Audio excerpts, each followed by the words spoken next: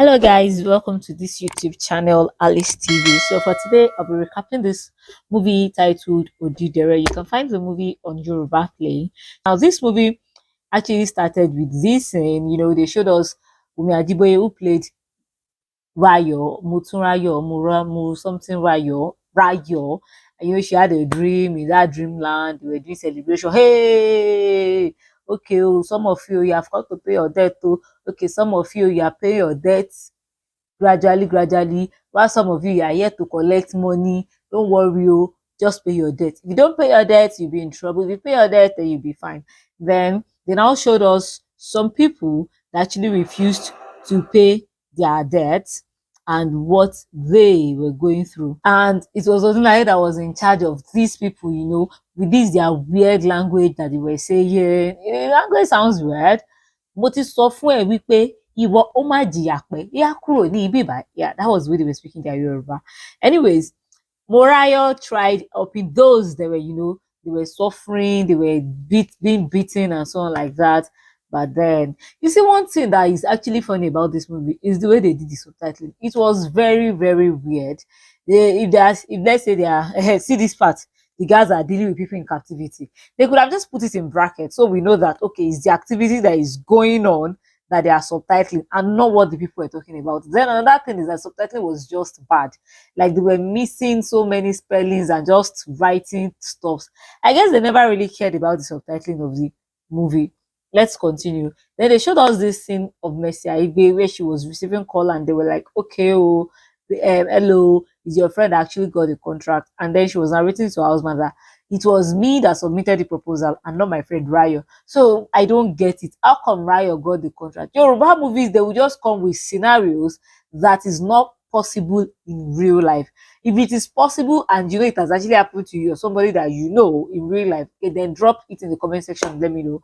So if you are new to this channel and you have watched it to this stage, please do click on the subscribe button, be a part of this channel, and also hit the bell button so that you can get notified whenever I drop any new video. So let me continue with the recap of this movie. Kindly note that this video belongs to Yoruba Play, Adeka's production, and Wunmi Ajiboye film production. So I'm not claiming the video at all.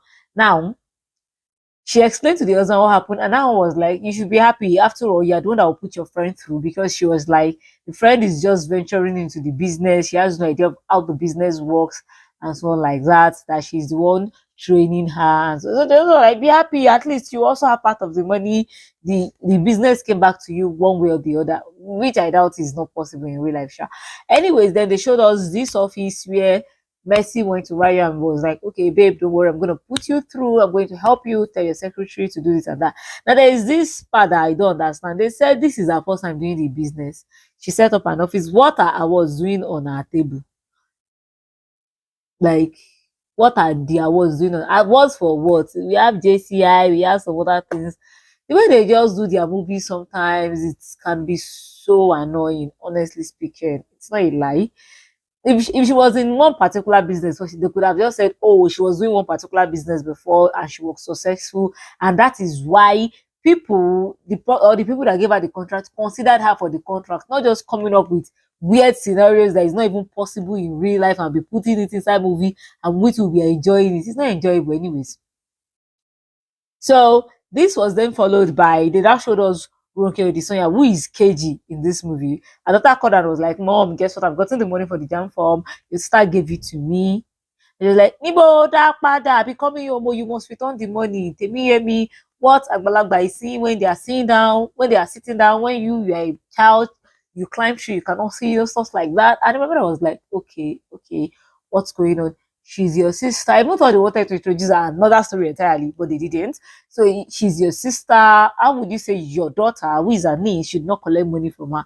That sounds weird, right? Then she returned the money, and Raya had to come to KG and be like, why would you say your daughter should return the money? Doesn't make any sense. Your properties that our father left for you, the share of them, they are still with me. You refuse to claim them, blah blah blah, and so on like that. And they actually had a bitter fight, and she was like, he loved me. Personally, I believe that the elder sister, that's KG, doesn't really love this younger sister, because if you see your sister going inside danger, what you should do is you call her and be like, see, what you are doing is wrong. What you are like, what we are dealing with is this and this and this. But she did not tell her. She just saved her own head and left her sister to be dealing with her own head here too. Which to me, I believe that Auntie you nífẹ̀ẹ́ àbúrò ẹ̀ rárá àti rárá ni. Probably ó ti ṣẹ̀rí ní kékeré and felt like, yeah, this is the opportunity for me to get back at you. So then Messi Aigbe now felt, let me take this girl to the Babalawo, just so they can say, you should go, and then, foil her secret and all, Alebioshi. So Baba was like, Auntie, move out. I want to talk with Rayo. Now, they made a mistake in this scene because the Babalawo Alebioshi calls Rayo KG, and KG was played by Roke Odusoya, which was actually a very terrible mistake. I mean, they don't even look alike. So what kind of mistake is that? So he told her that she's in trouble, there's trouble in her life and so on. Like, and from the beginning to where this movie is, they never showed us that this lady is going through any trouble or any problem. Aside the dream she was having, honestly speaking, I've never seen her in trouble. Abi, maybe if you've watched this, you can let me know. I've not seen any trouble she is in. They are not chasing her inside Oju. She's not being chased by any people in real life. So what trouble is she in? They shall said that it was the wristwatch she stole from her father when he died that is causing the problem, whatever problem that is in her life. Makes me wonder, your father died, and the first thing you can think of is to remove the wristwatch and keep it before everybody comes. Eh, man, lady náà dájú ṣá. Wọn àti ẹ̀gbọ́n ẹ̀, that's she and Kejì, they resemble in mind. I guess they resemble their father. Mercy got home, told her husband that, don't call me if you see this and this and this. What Mercy has is Ilara, the fact that her friend is doing so well and she felt, oh, there is something involved and so on like that. Whereas she was not even involved in it at all. Now, they just do bam. They showed us where the father, the so-called father that died, was fighting with the landlord over non-payment of rent and so on like that. Is when this man is screaming, like he was screaming, and his veins were popping up, his head was popping, like, uncle, calm down, be calming down, what is this, kilele? Anyways, it was not where there was like, Papa landlord, don't worry, coming my phone by the end of the month. He was like, oh my god, see, cool, calm boy. So he left by giving them till the end of the month. The wife threatened to leave the man, and eventually she packed out one day. Now the baba finally got money to go and pay the landlord back, and then they realized that so the yahoo that left home, she came and be staying with the landlord. Oh, see, I even thought when she left, she would follow one rich man. See the rich man she followed. Bala bala, bow the dash, just like Tao's uncle. So this forced the father to come to Babalawo and be like, I want to do Ogun. See, the subtitling here, Omo, let's not lie, let's not steal. Oh, lekenka. Isha did Ogun, and then they now showed it that is this woman that is narrating it. Now, there's some confusion here.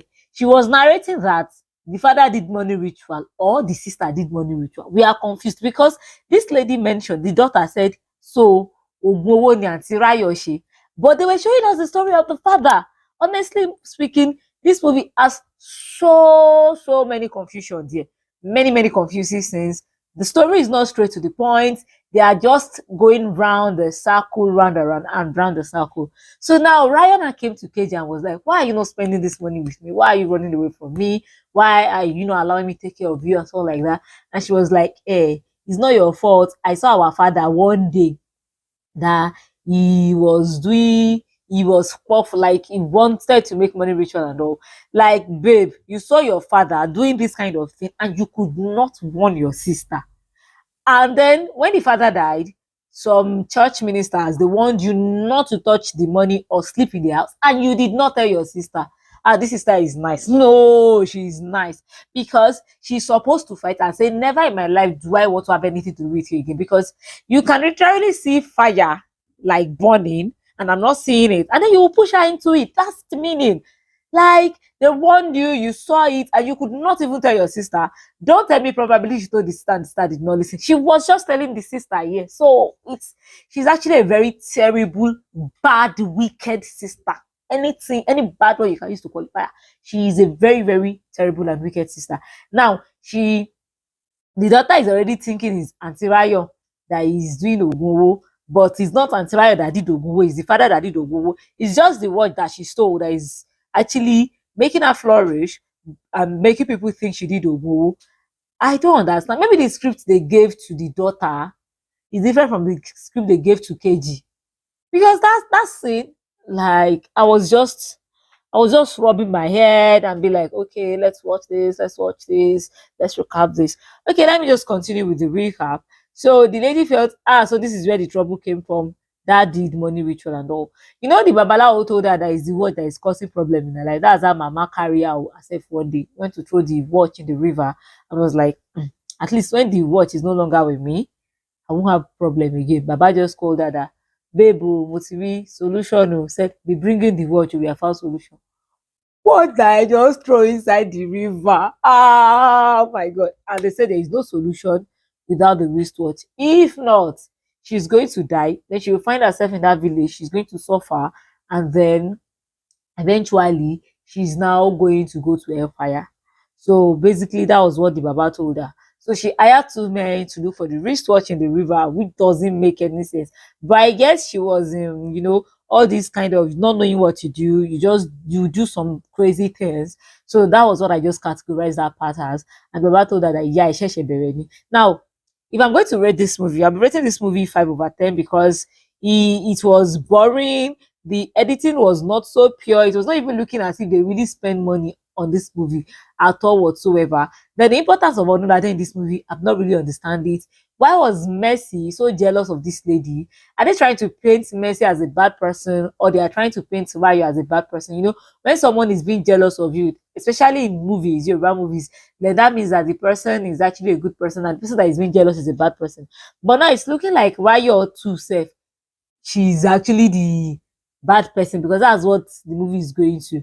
Now, the sister that is cagey, that is wicked, that is bad, that is terrible for not warning her sister or telling her sister any of these things that she saw or that she heard, what is going to end all of them? We don't know yet. Anyways, that's just it for today. If you're watching to this movie, you're new to this channel, hit the subscribe button, be a part of this channel, hit the bell button as well. And then watch out for the part 2 of this movie.